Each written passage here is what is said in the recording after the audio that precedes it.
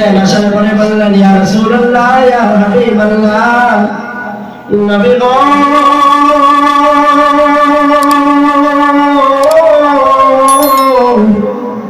আমি আপনার আমার মা বাবা থেকে বেশি আপনাকে ভালোবাসি। আমার নবী বলে, সাহাবী, তারপরে তুমি প্রকৃত মুমিন হও নাই। এবার সাহাবী, ইয়া রাসূলুল্লাহ, ইয়া হাবিবাল্লাহ, নবী গো, আমার সন্তানের চাইতে বেশি আপনাকে ভালোবাসে, আমি কি প্রকৃত মুমিন হতে পেরেছি?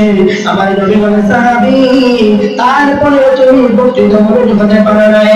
এবার সাহাবী বলে, ইয়া রাসূলুল্লাহ, ইয়া হাবিবাল্লাহ, নবী গো, আমি আপনাকে আমার সম্পত্তি থেকে বেশি ভালোবাসি, আমি কি প্রকৃত মুমিন হতে পেরেছি?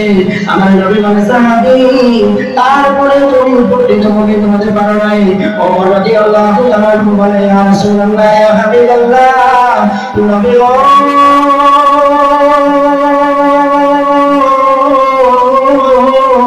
আমার সমস্ত সম্পদের চাইতে আপনাকে বেশি ভালোবাসি, আমি কি প্রকৃত মুমিন হতে পেরেছি?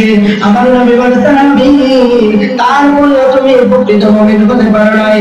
এবার আমার নবী বলেন, লা ইউমিনু আহাদুকুম হাত্তা আকুনা আহাব্বা ইলাইহি মিন ওয়ালিদিহি ওয়া ওয়ালাদিহি ওয়ান নাসি আজমাইন।